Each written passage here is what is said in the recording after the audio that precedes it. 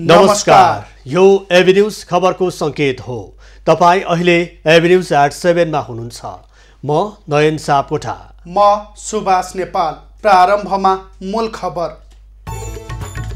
सार्वभौम अधिकार जनतामा नभई प्रधानमन्त्रीमा रहेको ओली पक्षका कानुन व्यवसायको दाबी, गणतन्त्र र संघीयता समेत खारेज गर्न मिल्ने जिकिर।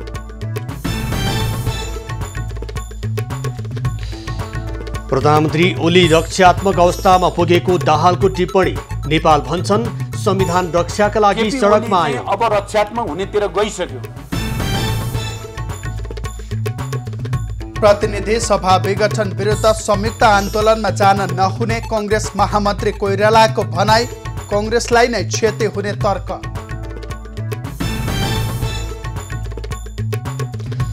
बर्दियाकी एक बालिकाको भारतको बिहारमा बलात्कारपछि हत्या, शव समेत जबरजस्ती जलाइएको खुलासा।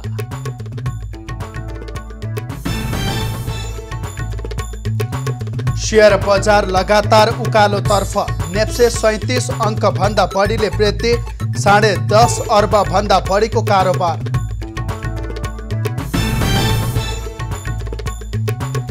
भारतको उत्तराखण्डमा हिमताल फुटेर आएको बाढीमा परि मृत्यु हुनेको संख्या 18 पुग्यो। 200 भन्दा बढी अझै बेपत्ता।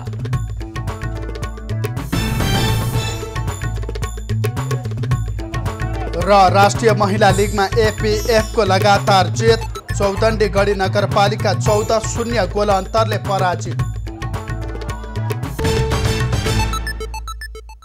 नयन, प्रतिनिधि सभा विघटन सम्बन्धी मुद्दा संवैधानिक इजलासमा निरन्तर सुनवाई भइरहेको छ र यो मुद्दा झनपछि झन पेचिलो बन्दै गएको छ भने आज सरकारका तर्फबाट बहस गरिरहेका वकिलहरूले सरकारको बचाउ गरेका छन्।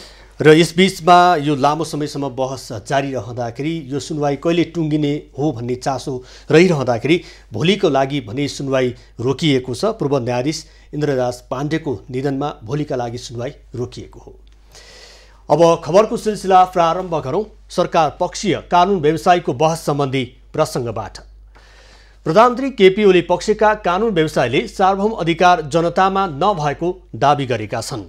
प्रतिनिधि सभा विघटन विरुद्ध रिटमाथि प्रधानमन्त्रीको तर्फबाट बहस गर्दै वरिष्ठ अधिवक्ता विष्णु भट्टराईले जनताबाट निर्वाचित प्रधानमन्त्री भएकाले सार्वभौम अधिकार जनतामा नभई स्वत प्रधानमन्त्रीमा रहने दाबी गरे। उनले गणतन्त्र र संघीयता जस्ता विषय खारिज गर्न मिल्ने व्यवस्था संविधानमा रहेको पनि जिकिर गरेका छन्। त्यस्तै अधिवक्ता रमेश बडालले सत्तारूढ नेकपाकै सांसदले प्रधानमन्त्री विरुद्ध अविश्वास प्रस्ताव दर्ता गर्न नपाउने तर्क गरे। यस्तै उनले नेकपा आधिकारिक रूपमा विभाजन नभएसम्म प्रधानमन्त्री केपी ओलीले विश्वासको मत लिइरहन नपर्ने दाबी पनि गरेका छन्। प्रधानमन्त्री पक्षका कानुन व्यवसायले सोमबार पनि निरन्तर बहस गर्नेछन्। यसैबीच प्रतिनिधि सभा विघटन विरुद्धको मुद्दाको सुनवाई मङ्गलबार नहुने भएको छ।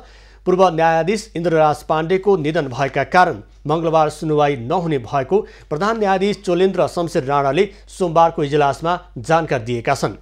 पाण्डेको सोमबार बिहान बानेश्वर स्थित आफ्नै निवासमा 90 वर्षको उमेरमा निधन भएको थियो। तत्कालीन मल्लिक आयोगका सदस्य समेत रहेका पाण्डे विगत लामो समयदेखि नशा सम्बन्धी रोगले पीडित थिए। नेकपा दाहाल नेपाल पक्षका अध्यक्ष पुष्पकमल दाहालले अहिलेको लडाईँ पदका लागि नभएर अग्रगमन र प्रतिगमन बीचको भएको बताएका छन्। सोमबार एकीकृत अखिल नेपाल शिक्षक संगठनको प्रथम राष्ट्रिय परिषद बैठकलाई सम्बोधन गर्दै अध्यक्ष दाहालले प्रधानमन्त्री केपी ओलीले आफूहरूको लडाईँबारे अफवाह फैलाइरहेको बताए। उनले नारायणहिटी सङ्ग्रहालय अगाडि 35,000 पनि मानिस सहभागी नभएपछि ओली रक्षात्मक अवस्थामा गइसकेको बताए। ओली चाहिँ अब रक्षात्मक हुनेतिर गइसक्यो। उनीहरू चाहिँ डिफेन्सिभ हुने वातावरण बनि नै सक्यो। अस्तिको उनीहरूको चाहिँ पहिला धाक धक्कु त धेरै लगाए, तर छिरलेर मान्छे राख्दाखेरि पनि उनकै सेक्युरिटीले चाहिँ 30,000 35,000 भन्दा बढी थिएनन् भनिदिएपछि उनले आफै बिच गाली गरागर भएको देखाएको छु मैले पनि। तर हामी चाहिँ एकताबद्ध भएर एउटा ऐतिहासिक जनप्रदर्शन हामीले गर्नु छ। त्यस्तै नेकपा दाहाल नेपाल पक्षका अध्यक्ष मानकुमार नेपालले ओलीले नारायणहिटी अघि भएको सभा पञ्च र्यालीको पुनरावृत्ति भएको बताए। उनले संविधान र लोकतन्त्र बचाउनका लागि अहिलेको लडाईँ भएको र त्यसैका लागि आफूहरू जनतामाझ गएको जिकिर गरे। उनले ठ्याक्क पुनरावृत्ति गरिरहेका छन्। पञ्च र्यालीको आयोजना गरेका थिए र पञ्च र्यालीको स्याल हो यहाँ तपाईँ सुनिरहनु भएको छ। त्यसको कुनै अर्थ छैन। उनीहरूले 3 लाख मान्छे उतार्छु भनेकोमा झन्डै 20-25 हजार मान्छेभन्दा बढ्ता आएका रहेनछन्।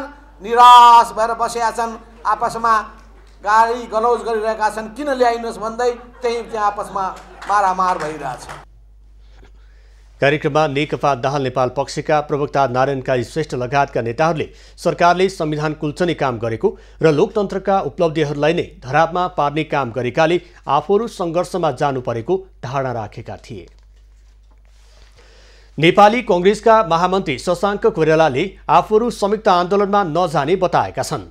सोमबार पूर्व प्रधानमन्त्री सुश्री कोइरालाको 6औं स्मृति दिवसको अवसरमा आयोजित विचार गोष्ठीमा महामन्त्री कोइरालाले कांग्रेसले आन्दोलन गर्दा कसैसँग मिल्न नहुने बताएका हुन्। नेपाली कांग्रेसको आफ्नै विचार र अस्तित्व भएका कारण संयुक्त आन्दोलनमा जान नहुने उनको भनाइ छ। आलु कतिको हो, भण्डा कतिको, अनि अर्कोमा पनि गएर सोध्दै किन्ने होइन। अनि सबैलाई सोध्दै जान्नुहुन्थ्यो। सबभन्दा कमजोरले भन्थ्यो त्यहीँ जान्नुहुन्थ्यो अनि त्यहाँबाट किन्नुहुन्थ्यो। त्यति त ठिकै छ। त्यसपछि आएर उठेर समाजवादी भनेर त्यसपछि आएर फेरि जान्नुहुन्थ्यो त्यही पसलले खानु भन्थ्यो, हेर मैले यतिमा किने, तिमी यति धेरैमा महँगोमा किन बेच्छौ, यो गलत हो। त्यो बेला हरेक पसलमा गएर उहाँ विरोध गर्नु, उहाँ त्यस्तो व्यक्ति हुनुहुन्थ्यो। कार्यक्रममा नेकपा दाहाल नेपाल समूहका नेता रघुजी पन्तले संविधानको रक्षा गर्नु अहिलेको मूल दायित्व भएको औल्याए। संविधानको रक्षाका लागि सबै राजनीतिक दल मिलेर आन्दोलनमा जानुको विकल्प नरहेको उनको भनाइ छ। सबै मिलेर सेवा जुटाउन लागेको छ, सबै मिलेर अहिले आन्दोलनमा जाउँ ताकि नेपालका राजनीतिक दलहरू सबै संविधानको रक्षामा पक्षमा छन् भन्ने कुरा सर्वोच्च अदालतले देखोस्। तपाईँ अहिले आउनुहुन्न भने पुनर्स्थापना भएन र चुनाव नहुने हो कि तपाईँको आन्दोलनमा आउनु भएको विषयकै विकल्प काङ्ग्रेसको लागि आउँछ। त्यो बेला आन्दोलनमा सबै मिलेर संयुक्त आन्दोलन गर्नुभन्दा अगाडि नै अहिले नै संविधानलाई विरोध हुन नदिनुको लागि संयुक्त आन्दोलन गरौँ भन्ने हाम्रो आग्रह। कार्यक्रममा कांग्रेसका केन्द्रीय सदस्य मिनेन्द्र रिजालले अहिलेको समस्याको मुख्य जड प्रधानमन्त्री ओलीको मानसिकता रहेको टिप्पणी गरे। आजको दिनको समस्याको जड ओली हुन्, ओलीको माइन्डसेट हो, ओलीको मानसिकता हो। नेपालको सबभन्दा ठुलो डाक्टर पनि ओली, सबभन्दा ठुलो इन्जिनियर पनि ओली, सबभन्दा ठुलो वकिल पनि ओली, सबभन्दा ठुलो केटाकेटी सबै चिज ओलीलाई के लाग्छ भने म जितेर आएँ, मैले कानुन मान्नु पर्दैन, संविधान मान्नु पर्दैन, अदालत मान्नु पर्दैन। त्यो प्रवृत्तिसँग आयो। त्यो प्रवृत्ति नेपालमा मात्रै होइन, त्यो प्रवृत्ति दुनियाँमा अरूतिर पनि देखाएको छ। त्यसलाई इलेक्टेड अथोरिटेरियन निर्वाचित सत्तावादी राजनीति भन्छ। नेता रिजालले संसद विघटन अघि एकै ठाउँमा बसेका व्यक्तिहरू अहिले विभक्त भएको भन्दै कुनै एकको पक्षमा नेपाली कांग्रेस नलाग्ने स्पष्ट पारे। नेपाली कांग्रेसका उपसभापति विमलेन्द्र निधिले प्रतिनिधि सभा भङ्ग गर्ने प्रधानमन्त्रीको कदम पूर्णतया असंवैधानिक भएको बताएका छन्। प्रेस युनियन पर्साले वीरगञ्जमा गरेको पत्रकार सम्मेलनमा उपसभापति निधिले संसद पुनर्स्थापना नभएसम्म कांग्रेसले विरोधका कार्यक्रम गरिरहने बताए। अदालतले निर्वाचनकै पक्षमा निर्णय गरे पनि तोकिएको समयमा निर्वाचन हुनेमा उनले आशंका व्यक्त गरे। असंवैधानिक के हो भन्ने निरूपण अदालतले गर्ने जिम्मेवारी हाम्रै संविधान अनुसार पाएको छ। हामीले लेखेको, हामीले निर्माण गरेको संविधान सभाद्वारा निर्माण गरेको संविधान अन्तर्गत अदालतलाई संविधानको व्याख्या गर्ने हामीले जिम्मेदारी दिएका छौँ। त्यसको लागि पहल चलिरहेको छ। हामी चाहन्छौँ अदालतले जे निर्णय गर्नु हो छिटोभन्दा छिटो गर्नुहोस्। उपसभापति निधिले संसद पुनर्स्थापना वा निर्वाचन नभएसम्म कांग्रेसको 14औं महाधिवेशन नहुने दावी पनि गरे। प्रतिनिधि सभा विघटन विरुद्ध शहीद बेपत्ता योद्धा परिवार बागमती प्रदेशले काठमाडौँमा विरोध प्रदर्शन गरेको छ। सोमबार बबरमहलबाट सुरु भएको विरोध प्रदर्शन बानेश्वर पुगेर कोर्ट सभामा परिणत भएको थियो। शहीदको रगतले लेखिएको संविधानको रक्षार्थ र प्रतिगामी कदमको भण्डाफोर गर्न आफूहरूले बृहत र्याली तथा प्रदर्शन गरेको उनीहरूको भनाइ छ। त्यस्तै उनीहरूले बेपत्ताहरूको अवस्था सार्वजनिक गर्नुपर्ने माग समेत राखेका छन्। हाम्रो बाबाहरूले जसरी जनयुद्ध लडेर यो संविधान निकाल्नु भएको छ, यो संविधानलाई उहाँले खारिज गर्नु अहिले नगर्नुपर्ने हो। यत्रो दुःख गरेको हाम्रो बाबाहरूले, हाम्रा बाबाआमाले दुःख गरेको त्यो के को लागि भयो भनेर यो संविधानको हामी रक्षा गर्नको लागि यो संविधान सहित हामी यहाँ बाटोमा निस्केका हौँ।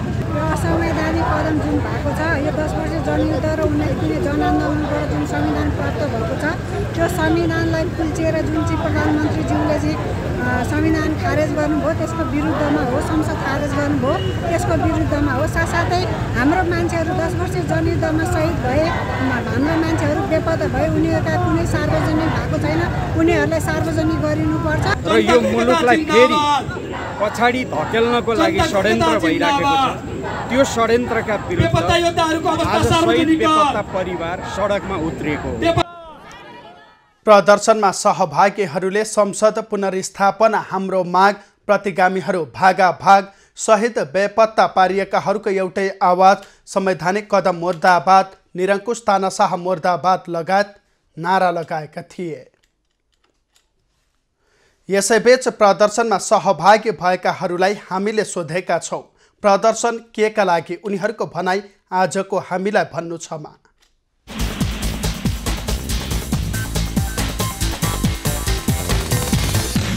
75-76 वर्ष लागिसक्यौँ। आजसम्म यो सरकारले हामी शहीद र विपत्तालाई एकपटक पनि बोलाएर हामीलाई कुनै आश्वासन दिएको छैन।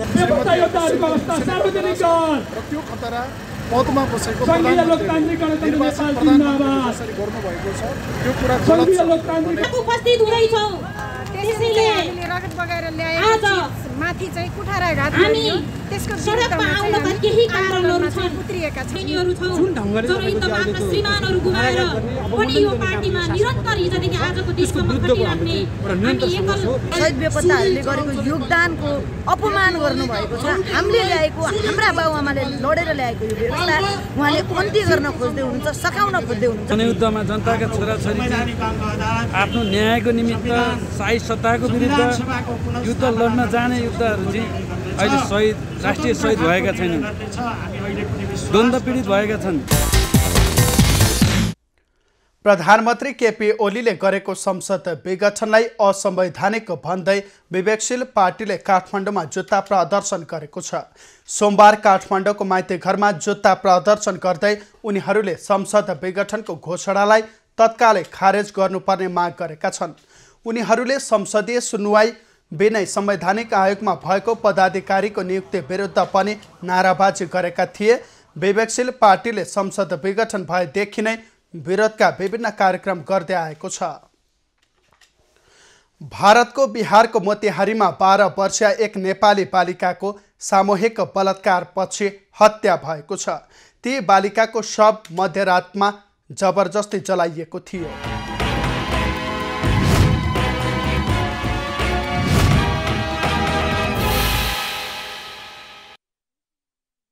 बिहारको पूर्वी चम्पारण स्थित मोतिहारीको कुण्डोवा चैनपुरमा एक नेपाली बालिकाको बलात्कारपछि हत्या भएको छ। बर्दियाको बर्दिया नगरपालिका 3 की सुमित्राको गत जनवरी 21मा सामूहिक बलात्कारपछि हत्या भएको हो। मोतिहारीमा मजदुरी गर्दै आएका बालिकाका बुबा सडक बहादुर काममा गएको, पत्नी माइती नेपाल आएको र भाइ बजार गएका बेला सुमित्रा डेराको घरमा एक्लै भएको समयमा उनीमाथि सामूहिक बलात्कारपछि हत्या गरिएको आफन्तले बताएका छन्। सोही समूहले विभिन्न डर धम्की दिएर जबरजस्ती शवलाई जलाउन लगाएको बताइएको छ। उस याराम के घर पे गया तो उनके घर में उसका लाश मिल गया, तो उसके बाद वो ससुर जी को बेचारे उनको कोई होश नहीं हुआ, बेहोश में वो लोग को वहाँ के कुछ लोग मिल के उनको घेर दिए, उनको ऐसा कर दिया कि मजबूर कर दिए, बाध्यता कर दिए कि जैसे कि यहाँ से तुम लोग ये लाश को जलाना होगा। प्रारम्भिक अनुसन्धान र एक भाइरल भिडियोले यो घटना स्थानीय प्रहरी चौकीका प्रमुख सञ्जीव कुमारको मद्दतमा भएको देखिएको छ। उनलाई निलम्बन गरेर प्रहरीले थप अनुसन्धान अघि बढाएको छ। वो ऑडियो क्लिप मुझे भी कल रात्रि में प्राप्त हुआ है और उसके उसके आधार पे उनको तत्काल प्रभाव से निलंबित किया गया है थानाध्यक्ष को। आगे जांच कराई जाएगी उसकी एसडीपीओ से उस मामले की पूरी, और अगर उनकी संलिप्तता पाई जाएगी तो प्राथमिकी भी दर्ज की जाएगी। यसैबीच मृतकी आमाले आफूहरू गरिब र अन्य मुलुकबाट आएर जीविकोपार्जन गर्दै आएका बेला यस्तो जघन्य अपराध सहनु परेको बताएकी छिन्। उनी आफ्नो छोरीका लागि विभिन्न निकायसँग न्यायको माग गरेकी छिन्। यह बच्चे दिलाना चाहिए, यह बच्चे का न्याय चाहिए। रोड पर खड़ा है, डंडा के भर है।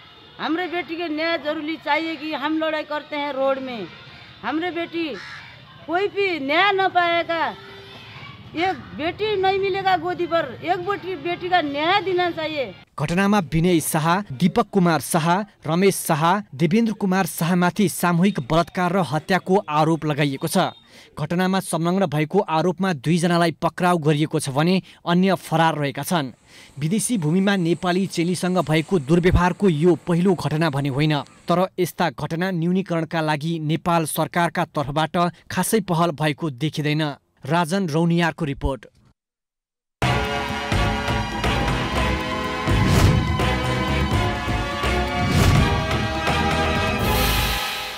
कोरोना संक्रमणका कारण लकडाउन निषेधाज्ञा जारी गर्दाखेरि नेपालका लगभग 9-10 महिना जति व्यवसाय व्यापारहरू सबै ठप्प जस्तै रहे भने पछिल्लो समय खुले पनि त्यति चलायमान हुन नसकिरहेको अवस्थामा पछिल्लो समय व्यवसायीहरू शेयर बजारतर्फ आकर्षित हुँदाखेरि शेयर कारोबारले दिनदिनै नयाँ नयाँ रेकर्ड कायम गरेको छ।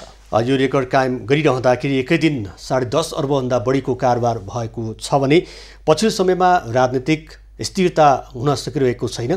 अस्थिरतातर्फ गइरहँदाखेरि पनि शेयरमा आकर्षण भने बढ्दै गइरहेको छ। अबको क्रममा शेयर बजारको प्रसङ्ग। शेयर बजारमा नेप्से परिसूचकले नयाँ उचाइ कायम गरेको छ। लगातार उकालो लागेको नेप्से सोमबार 37.48 बिन्दुले बढेर हालसम्मकै उच्च बिन्दु 2561.47 मा पुगेको हो। नेप्से उकालो चढेसँगै कारोबार रकममा समेत वृद्धि भएको छ। सोमबार 206 कम्पनीको 2 करोड 11,555 किता शेयर 10 अर्ब 61 करोड 91,93,869 रुपियाँमा खरिद बिक्री भएको छ। आजको कारोबारपछि बजार पुँजीकरण बढेर 34 खर्ब 52 अर्ब 75 करोड 80,25,122 रुपियाँ पुगेको छ। आजको कारोबारमा लगानीकर्ता बैंक, विकास बैंक र जीवन बिमा उपसमूहको शेयरमा आकर्षण बढेको छ। कारोबार भएका कुल 12 उपसमूहमध्ये 5 उपसमूहको शेयर ओह्रालो लाग्दा 7 उपसमूहको शेयर भने उकालो लागेको छ। सबैभन्दा बढी कारोबार प्रभु बैंकको 62 करोड 13,53,129 रुपियाँ भएको छ। कृषि क्षेत्रमा वैदेशिक लगानी भित्र्याउँदा साना किसानहरूलाई मर्का नपर्ने गरी भित्र्याउनु पर्नेमा सरकारवालाहरूले जोड दिएका छन्। संसदको प्रत्यायोजित व्यवस्थापन तथा सरकारी आश्वासन समितिको सोमबारको बैठकमा नेपाल उद्योग वाणिज्य महासङ्घका केन्द्रीय सदस्य अरनिको राज भण्डारीले सरकारवालाको छलफल बिना एकाएक विदेशी लगानी भित्र्याउँदा नेपालको पुरै कृषि क्षेत्र विदेशीलाई हस्तान्तरण गरे जस्तै हुने धारणा व्यक्त गरे। एउटा भनौँ न एउटा अनुसूचीमा हेरफेर गर्दाखेरि त्यसले कहाँसम्म असर पार्छ, कसलाई असर पार्छ, त्यो बिच छलफल भएर कुन कुन ठाउँमा ल्याउने, कसरी ल्याउने भन्ने कुरा छलफल नभएर एकाएक ल्याउँदाखेरि यसले त होल कृषि नै हामी विदेशीहरूलाई हस्तान्तरण गर्ने जस्तो अवस्थामा नपुग्ला भन्ने छैन। त्यसैले यो कुरामा हामी संवेदनशील हौँ र यसमा छलफल गरौँ। यस्तै डेरी उद्योग सङ्घका उपाध्यक्ष निराजन श्रेष्ठले कृषिमा विदेशी लगानी भित्र्याउनु अघि नेपालका कृषकहरूको रोजगारीको व्यवस्थामा ध्यान दिनुपर्ने बताए। भन्दा बाँकी अरू कुराहरू त के पनि खोजेको छैन नि त, होइन? यतातिर चाहिँ यहाँ प्रोत्साहन गरेर हामीले यहाँ चाहिँ लगानी बढाउनको लागि नगएर ल राष्ट्रिय लगानी सम्मेलन गरौँ, होइन? यहाँका उद्योगी किसानहरू, यहाँका अरू उद्योगहरूले ल लगानी गर्न चाहेनन्, त्यसपछि लगानी पनि आएन, देशलाई आवश्यक हो, यहाँ हामीलाई पुगेको छैन भनेर हामीले सबै कुरा गर्ने र आएन भने त्यसपछि त हामी पनि यही देशको नागरिक हो नि त। यो देशको राम्रो हुँदाखेरि त हामीलाई पनि राम्रो हुने हो नि त। त्यसकारणले हामी यसबाट टाढा होइनौँ। उद्योग वाणिज्य तथा आपूर्ति मन्त्रालयका सचिव वैकुण्ठ अर्यालले कृषिमा विदेशी लगानी साना तथा मझौला उद्योगमा नभई ठूला उद्योगमा भित्र्याउन लागि बताए। विदेशी लगानीले साना उद्योगी व्यवसायलाई अप्ठ्यारो नपर्ने मान्यता राखिएको उनको भनाइ थियो। ठुला उद्योगमा मात्रै जुन चाहिँ 50 करोडभन्दा बढी लगानी गरेर आउने त्यस्ता उद्योगहरूमा मात्रै भनेर खोलिएको छ र त्यसमा पनि के छ त भन्दाखेरि आफैले उत्पादन गरेर अरूको उत्पादनको कुरोहरू होइन आफैले उत्पादन गरेर 75% उसले निकासी गर्छ भनेदेखि त्यस्ताका लागि मात्रै भनेर भनिएको छ जसले गर्दाखेरि यहाँनिर साना किसानहरूको साना व्यवसायीहरूको कतैबाट पनि यसलाई चाहिँ नि यसले अप्ठ्यारो पर्दैन भन्ने चाहिँ नि एउटा मान्यता चाहिँ हो त्यो हिसाबमा चाहिँ नि गरिएको छ एउटा बाटो चाहिँ त्योनिर हो। कृषि तथा पशुपन्छी विकास मन्त्रालयका सचिव डाक्टर प्रेमनारायण कडेलले किसान र निजी क्षेत्रलाई असर नपार्ने गरी कृषिमा विदेशी लगानी भित्रिने तथा यसले किसानलाई प्रतिस्पर्धी बनाउने बताए। विश्लेषण गरेर नै यो टिमले चाहिँ नि यो खालको ठुलो उद्योग मात्रै खोलौँ भनेको हो भन्ने हाम्रो चाहिने बुझाइ छ र त्यही दिशामा अगाडि बढ्न पर्ने हुन्छ। त्यसकारण यसले प्रतिस्पर्धा बढाउँछ तर चाहिँ यहाँको सीमान्तकृत निजी क्षेत्र अथवा भनौँ न किसान र अहिले भर्खरै इमर्जिङ भएको निजी क्षेत्रलाई बाधा नपुग्ने गरी नै अगाडि बढ्नुपर्ने कुरा चाहिँ बढ्नुपर्ने हुन्छ। त्यो श्रीमान सचिवजी हामी सबैले स्वीकारेकै विषय हो। अब बन्ने कार्यविधि सबै पक्षको साथ लिएर बनाइने उनको भनाइ थियो। बैठकमा सहभागीहरूले नेपालका किसानलाई प्रतिस्पर्धी हुन सक्ने बनाएपछि मात्रै विदेशी लगानी भित्र्याउनु पर्ने सुझाव दिएका थिए। सरकारले कोभिड-19 विरुद्धको दोस्रो चरणको खोप अभियान अन्तर्गत सोमबारदेखि पत्रकार र कूटनीतिक नियोगका कर्मचारीहरूलाई लगाउन सुरु गरेको छ। कोभिड-19 विरुद्धको दोस्रो चरणको खोप अभियान अन्तर्गत सोमबारदेखि अग्रपङ्क्तिमा खटिने पत्रकार र कूटनीतिक नियोगका कर्मचारीलाई लगाउन सुरु गरिएको हो। काठमाडौँमा निजामती कर्मचारी अस्पतालमा पत्रकारहरूलाई खोप लगाउने व्यवस्था मिलाइएको छ। कोभिड-19 विरुद्धको खोप लगाएपछि पत्रकारहरूले खुसी व्यक्त गरेका छन्। अग्रपङ्क्तिमा कार्यरत पत्रकारहरूलाई सरकारले खोप उपलब्ध गराउनु सकारात्मक भन्दै यसलाई विरोधको रूपमा नलिई सबै पत्रकारले खोप लगाउनु पर्ने बताएका छन्। भ्याक्सिन सुरुवात गर्यो होइन सरकारले, दोस्रो चरणमा दिन थालेको छ। यो अग्रपङ्क्तिमा धेरै मान्छेहरू छन्, त्यसमध्येमा अब पत्रकारहरूलाई पनि सरकारले राख्यो।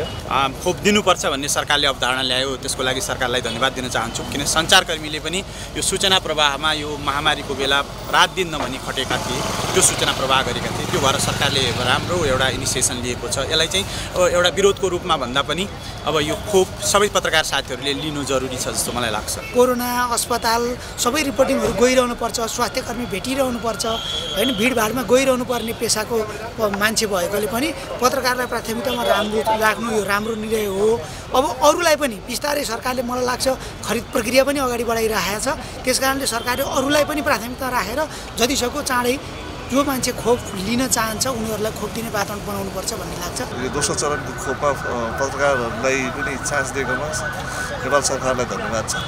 र यो हामी फ्रन्ट लाइनमा बसेर काम गर्नुपर्नेहरूले यसरी लगाउनु पाउँदाखेरि चाहिँ खुसीको अनुभव हुँदछ। पत्रकारहरूले अग्रपङ्क्तिमा कार्यरत अन्य पेसाकर्मी तथा वृद्ध उमेर समूहका व्यक्तिहरूलाई पनि छिटोभन्दा छिटो कोभिड-19 विरुद्धको खोप दिन सरकारलाई आग्रह गरेका छन्। सूचना विभागको पत्रकार परिचय पत्र र नेपाल पत्रकार महासङ्घको सदस्यता लिएकाहरूलाई मात्र खोप दिइने भएपछि सञ्चार माध्यममा कार्यरत अन्य व्यक्तिहरू भने खोपबाट वञ्चित हुने भएका छन्। नेपालमा पछिल्लो 24 घण्टामा थप 130 जनामा कोरोना संक्रमण पुष्टि भएको छ। पछिल्लो 24 घण्टामा 3333 वटा नमुना पीसीआर विधिबाट परीक्षण गर्दा 69 जना पुरुष र 61 जना महिलामा संक्रमण पुष्टि भएको हो। यो सँगै नेपालमा कोरोना संक्रमितको संख्या 2,72,055 पुगेको छ। पछिल्लो 24 घण्टामा काठमाडौँ उपत्यकामा 58 जना संक्रमित थपिएका छन्। काठमाडौँमा 45, ललितपुरमा 11 र भक्तपुरमा 2 संक्रमित थपिएका हुन्। त्यस्तै प्रदेश 1 मा 3, प्रदेश 2 मा 2, बागमती प्रदेशमा 71, गण्डकी प्रदेशमा 24, लुम्बिनी प्रदेशमा 23, कर्णाली प्रदेशमा 1 र सुदूरपश्चिम प्रदेशमा 6 जनामा संक्रमण पुष्टि भएको छ।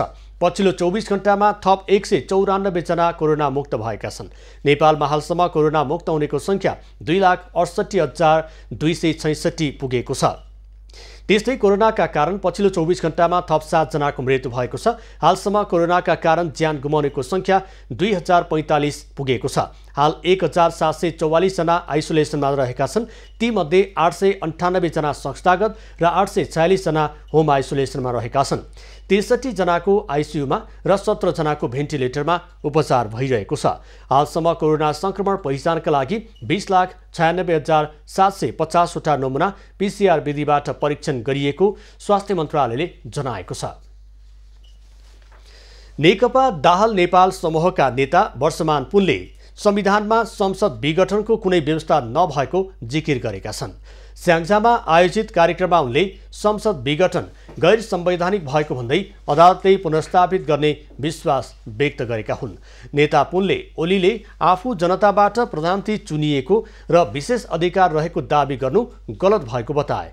उनले ओली जनताबाट नभई संसदबाट प्रधानमन्त्री चुनिएको उल्लेख गरे।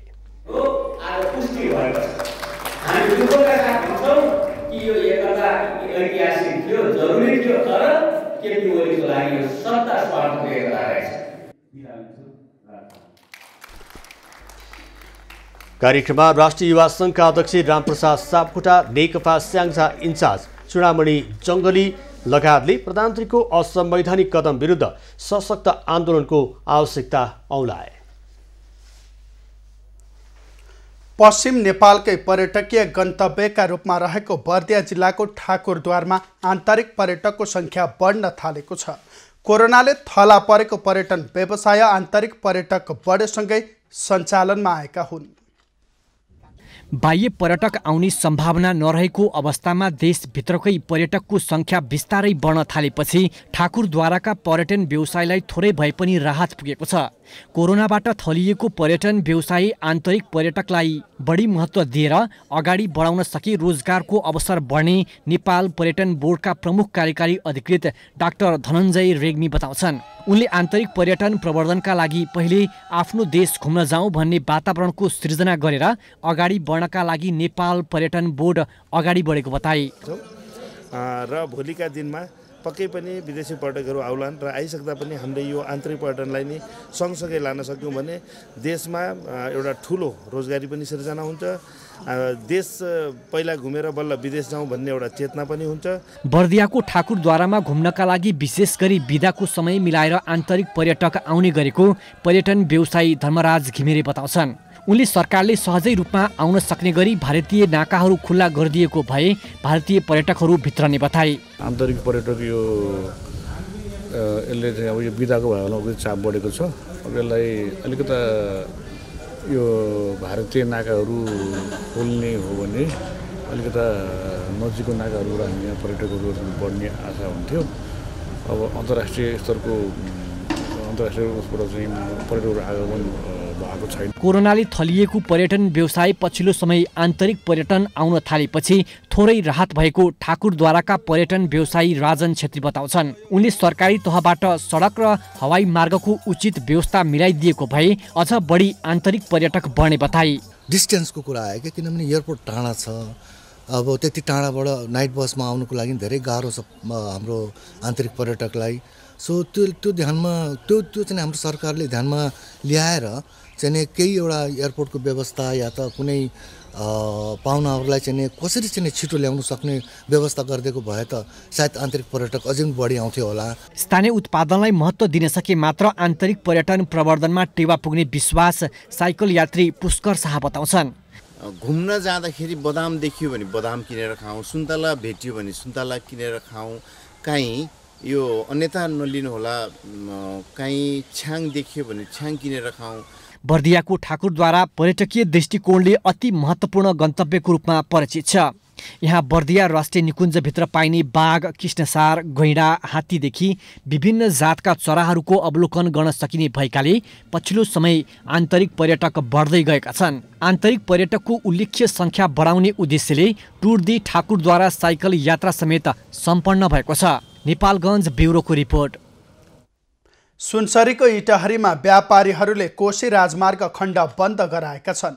निर्माणका लागि भनेर भत्काइएको सडकबाट गाडी चल्दा उड्ने धुलोका कारण व्यापारीहरूमा स्वास्थ्य समस्याका साथै सामान बिग्रन थालेको भन्दै व्यापारीहरूले सडक बन्द गराएका हुन्। उनीहरूले निर्माणाधीन सडकमा निरन्तर पानी हाल्न समेत माग गरेका छन्। धुलो उडेको गुनासो सडक निर्माणको जिम्मा पाएको कम्पनी, सडक विभाग र नगरपालिकालाई गराए तापनि वास्ता नगरेकाले बन्द गर्नुपर्ने बाध्यता आएको उनीहरूको भनाइ छ। अछाममा राष्ट्रिय परिचय पत्रका लागि विवरण दर्ताको काम जिल्ला प्रशासन कार्यालय अछामले तीव्र गतिमा अगाडि बढाएको छ। पुस 20 गतेबाट जिल्लाका सबै स्थानीय तहमा विवरण सङ्कलनका लागि 45 जना कर्मचारी खटिएका छन्। स्थानीय तहसँगको समन्वयमा विभिन्न ओडाहरूमा जनसङ्ख्याको चापलाई मध्यनजर गरी 2 हप्ताको समय राखी काम थालिएको छ। परिचय पत्र दर्ता गर्न सजिलो प्रक्रिया भए पनि नागरिकतामा भएको त्रुटिको कारण सेवाग्राही नागरिकहरूले अलि बढी समय खर्चनु परेको जिल्ला प्रशासन कार्यालयको भनाइ छ। स्थानीय तहमा 50% नागरिक मात्रै परिचय पत्रको विवरण टिपाउन आएका छन्। धेरै मानिस वैदेशिक रोजगारीमा रहेकाले पनि संख्या कमी देखिएको छ।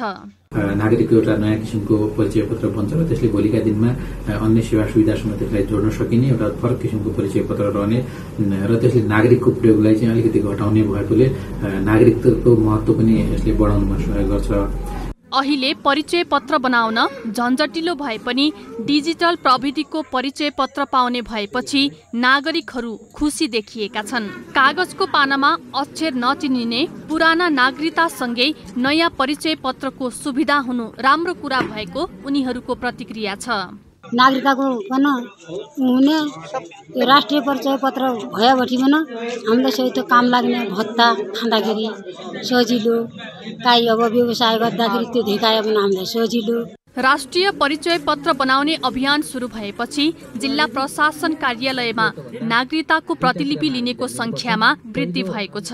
नागरिकतामा सामान्य त्रुटि देखिएको भए पनि सच्याउनु पर्ने भएपछि प्रतिलिपि लिनेको संख्या बढेको हो। गत पुस 20 गतेबाट सुरु भएको अभियानमा जिल्लाका 10 वटै स्थानीय तहहरूबाट दर्ता गरिएका 38,498 जनाले विवरण दर्ता गरेका छन्। 2076 असार 26 गतेदेखि माघ 24 गतेसम्म जिल्ला प्रशासन कार्यालय अछामबाट 7,114 जना गरी हालसम्म 45,612 जनाले विवरण दर्ता गरिसकेका छन्। तयार भएका 1,137 मध्ये 170 जनाले परिचय पत्र लिइसकेका छन्। अछामबाट दण्डीराज भट्टको रिपोर्ट। सिन्धुलीका जुनार किसानहरू औँसा किरा नियन्त्रण गरी जुनारलाई सुरक्षित गर्ने अभियानमा जुटेका छन्। जुनारको बोटमा प्रोटिन बेट विषादी छर्केर औँसा किरा नियन्त्रण अभियानमा किसान लागि परेका हुन्। सुन्तला जातको फल जुनारमा लाग्ने औसा किरा नियन्त्रण गर्नको लागि सिन्धुली र रामेछापका किसानहरू सामूहिक रूपमा छलफलमा जुट्न थालेका छन्। सुन्तला जातको फल जुनारको फल कुहाउने मिनाक्स किरा नियन्त्रण गरी जुनार खेतीलाई अझ विकास विस्तार गर्न पछिल्लो समयमा सिन्धुली र रामेछाप जिल्लाका जुनार किसानहरू सामूहिक रूपमा रोग किराको स्थायी नियन्त्रणको प्रयासमा लागेका हुन्। हामी आफैले दिनको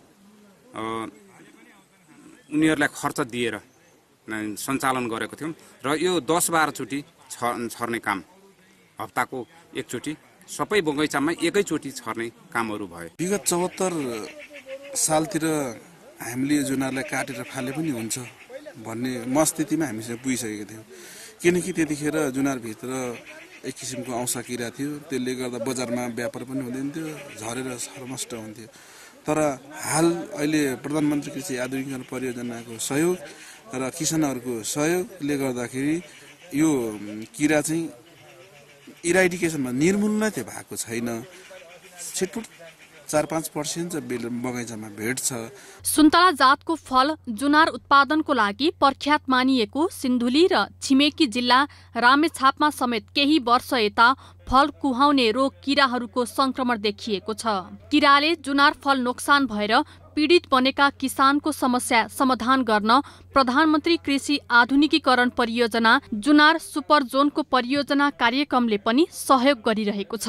यहाँको जुनार उत्पादन यस वर्ष एकदमै राम्रो रहेको छ र उत्पादन साथसाथै विभिन्न रोग किराबाट पनि क्षति न्यून रहेकाले गर्दाखेरि किसानहरू हर्षित हुनुहुन्छ र विगतमा हामीले यो किराको समस्या भोगिरहेका थियौं र क्षेत्रगत किरा नियन्त्रण कार्यक्रमको विधि अनुसार प्रोटिन बेड छरेपछि यो फ्रुट फ्लाईको औसा किराको समस्या पनि कम भएको छ। जुनार सुपर जोन र रामेछाप जिल्लामा प्रधानमन्त्री कृषि आधुनिकीकरण परियोजना जुनार जोन कार्यक्रमहरू सञ्चालन गरिएपछि जुनार उत्पादन र बजारीकरणमा सहयोग पुग्दै आएको छ। सुन्तला जातको फल जुनार फलमा चाइनिज सिट्रस जातको मिनाक्स रोग किराको प्रकोपले जुनारको फल कुहाउने र औसा पार्ने गरेको कारण जुनार उत्पादन गर्ने किसानहरू चिन्तित हुँदै आएका छन्। सिन्धुली जिल्लामा 2000 जुनार किसान सुपरजोन कार्यालयमा सूचीकृत छन् भने 3500 को हारहारीमा किसानले जुनार खेती गर्दै आएका छन्। गएको सिजनमा 1345 हेक्टर जमिनमा गरिएको जुनार खेतीबाट 8881 मेट्रिक जुनार उत्पादन भएको प्रधानमन्त्री जुनार सुपरजोन परियोजनाले जनाएको छ। सिन्धुलीबाट शङ्कर कार्कीको रिपोर्ट। सर्वसाधारणका आवजात सहज बनाउने उद्देश्यले बागलुङका स्थानीय तहले अप्ठ्यारा बाटोहरूमा पदमार्ग निर्माणलाई तीव्रता दिएका छन्। सोही क्रममा बागलुङको तमानखोला गाउँपालिकाले हिज र स्याउलामा 5 किलोमिटर लामो पदमार्ग निर्माण गरेको हो। बागलुङको तमानखोला गाउँपालिकाको केन्द्र बुङ्गा दोभानदेखि हिज र स्याउला गाउँमा जाने भिरको बाटोलाई रेलिङ सहितको पक्की पदमार्ग बनाउन थालिएको छ। गत वर्ष 5 लाख गाउँपालिकाको बजेट र स्थानीयको श्रमदानमा स्याउला गाउँमा जानका लागि 2 किलोमिटर रेलिङ सहितको पदमार्ग निर्माण भएको थियो। यस वर्ष थप 5 लाख बजेट विनियोजन गरी स्थानीयको श्रमदानमा थप 3 किलोमिटर पदमार्ग बनाइने भएको छ। बुङ्गा दोभानदेखि हिज गाउँ जाने 140 मिटर रेलिङ सहितको पदमार्ग पनि निर्माण अघि बढेको छ। यो 140 मिटरको रेलिङ बाटो बन्दै गरेको होइन हजुर। यो बङ्गालदेखि हिजो जानको लागि अनि 5 लाख लगानीमा बन्दै गरेको। पहाड र भिरालो बाटोमा ढुङ्गा खस्ने तथा बालबालिका र वृद्धहरूलाई ओहोर दोहोर गर्न निकै नै कष्ट हुने गरेको छ। मानिस हिँड्ने बाटोमा पशु चौपाया पनि हिँड्ने भएकाले दुर्घटनाको जोखिम रहेको थियो। पदमार्ग निर्माण पछि ओहोर दोहोर गर्न सहज भएको स्थानीयको भनाइ छ। मान्छे हिँड्न लागि अलिक गाह्रो हुन्छ। अहिले चाहिँ गाउँपालिकाले यो बजेट पार्टीदेखि विद्यार्थीलाई आउनु जानु पनि सजिलो भइरहेछ अनि विद्यार्थीहरूलाई त्यही सजिलो भइरहेछ। पहिला चाहिँ अलिक अप्ठ्यारै थियो सर। अब अलिक भिरको बाटो होइन, अलिकति चाहिँ विद्यार्थीहरू तलमाथि गर्दाखेरि अब अलि दुर्घटना हुने सम्भावना थियो। अहिले चाहिँ रेलिङयुक्त चाहिँ बाटो निर्माण गरेपछि अलि सहज भएको छ। हिज र स्याउलाका बासिन्दालाई आवजावत गर्न निकै कठिनाइ भएकाले पदमार्ग निर्माणमा सहयोग गरिएको गाउँपालिकाले जनाएको छ। बाटो चाहिँ अप्ठ्यारो, भिरको बाटो अप्ठ्यारो, साँघुरो र भिरको भएको हिसाबले त्यहाँबाट कुनै खालको चाहिँ त्यस्तो खालको दुर्घटनाहरू हुने सम्भावना चाहिँ जोखिमयुक्त ठाउँ भएको हिसाबले पनि अहिले हामीले चाहिँ रेलिङ सेटको बाटो चाहिँ निर्माण गरेर यसलाई चाहिँ त्यहाँका चाहिँ नागरिकहरूलाई चाहिँ सुविधा पनि। भिरमा चिटिक्क पारेर ढलान गरी पदमार्गमा दायाँ बायाँ रेलिङ राखिएको छ। बागलुङका अधिकांश ठाउँका पैदल सडक डोजरको प्रयोग गरी मासिँदै गएका बेला तमानखोला गाउँपालिकाले स्थानीयलाई रोजगारी दिएर पदमार्ग निर्माण गरेको हो। बागलुङबाट राजेश चन्द्रराज भण्डारीको रिपोर्ट। अब पालो एभिन्यूज एट स्पोर्ट्सको।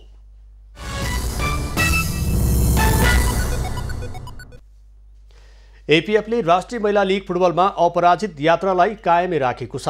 सोमबार भएको खेलमा एपीएफले उदयपुरको चौधन्देगढी नगरपालिकालाई 14-0 गोल अन्तरले पराजित गरेर आफ्नो अपराजित यात्रा कायम राखेको हो।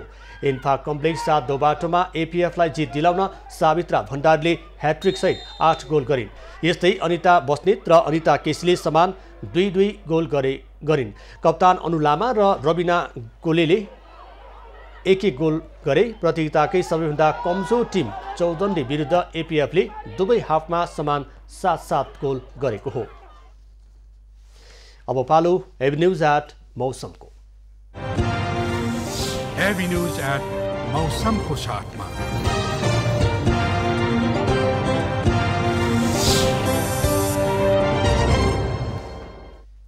आज सुदूरपश्चिम र कर्णाली प्रदेशका पहाडी भूभागमा आंशिक बदली रही बाँकी स्थानको मौसम सामान्यतया सफा रह्यो। आज राति कर्णाली र सुदूरपश्चिम प्रदेशका पहाडी भूभागमा आंशिक बदली रही बाँकी स्थानको मौसम सफा रहने जल तथा मौसम पूर्वानुमान महाशाखाले जनाएको छ। काठमाडौँ उपत्यकाको आजको अधिकतम तापक्रम 22 डिग्री सेल्सियस र न्यूनतम तापक्रम 5 डिग्री सेल्सियस मापन गरियो। आज देशभरको मौसम कस्तो रह्यो त?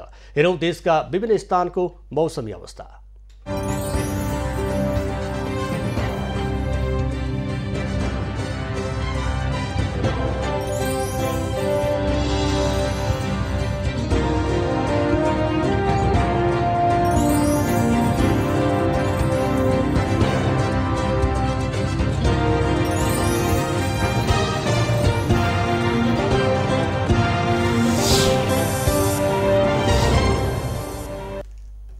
अहिलेलाई खबरको क्रम यति नै। एबी न्यूज खबरका यी सहित अन्य विस्तृत खबरका लागि www.abnews.tv लगअन गर्न सक्नुहुनेछ। युट्युब, फेसबुक र ट्विटरमा पनि हामीलाई फलो गर्न सकिनेछ। खबर भित्रको खबरका लागि हेर्दै रहनुहोला एबी न्यूज खबर। नमस्कार।